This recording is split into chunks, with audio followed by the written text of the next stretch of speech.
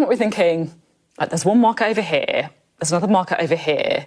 There's one way to ensure this, smoother trade and simpler processes, maybe having one market. I'm struggling to think of the word. Can you help me? Yeah, I know, but I campaign passionately to remain in the European Union, but a referendum and 2 subsequent general elections settled that question. But this isn't about remaining in the European Union. There'll be some people genuinely who are thinking, why can't there be, and I'm not saying what's right or wrong here, but why can't there be an open debate about the single market, about the customs union, without this government trying to shut it down? Well, the debate has been taking place non-stop in the run-up to and since the referendum. But it doesn't feel like it is now, though, does it? Well, because I think people have moved. I think people have moved on. The country's moved on. The EU's moved on.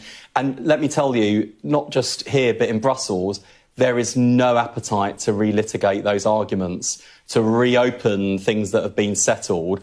Actually, it's about a Even if the damage is grave. It's about a new friendship. Your own Green Paper says investment is reduced by 11% because of Brexit. There's no doubt that what we warned about in advance of the referendum in terms of the impact on economic growth has come to pass, and that's a fact of life we have to deal with. I think the sweet spot is working as closely with the European Union where we can, but also showing the agility to work with and through partners in other markets as well. And there is that sweet spot there to unlock, and that will be the agile way in which we... Hi everyone, has Labour given up rejoining the EU? Keir Starmer and many in his cabinet campaigned to remain and pushed for a second referendum to avoid the damage Brexit would cause. But now, the party seems more determined than ever to avoid even discussing Brexit or reopening the debate about rejoining the EU. In this interview with Sophy Ridge, she challenged Health Secretary Wes Streeting on the issues around the single market and the customs union, pointing out the economic impact of being outside the union. However, Streeting dismisses the idea of rejoining, claiming that there isn't an appetite for it. Is he right? Sophy Ridge brought up the single market, asking, there's one market over here, another over there.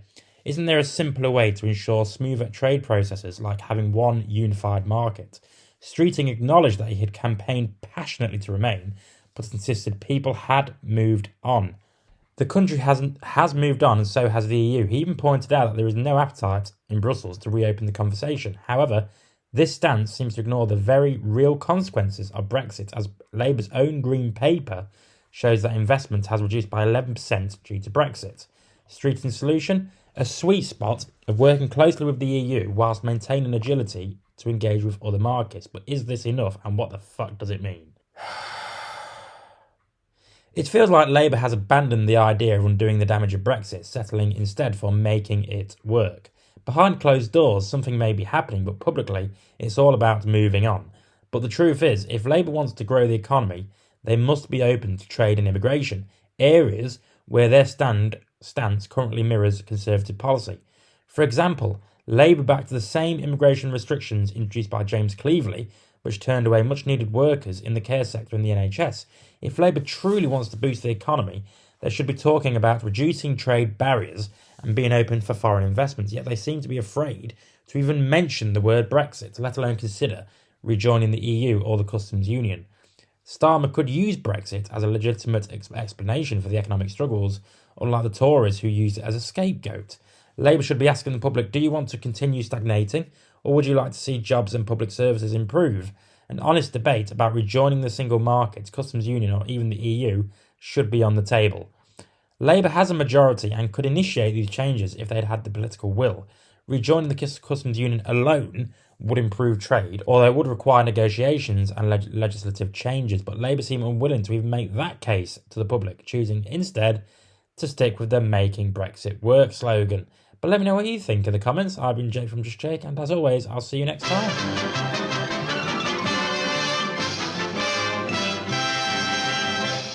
You actually made it to the end of the video. If you would like to subscribe to the channel, which, why haven't you already, is somewhere over there. And also, if you want to watch more videos, also check out over there. I've been Jake from Just Jake.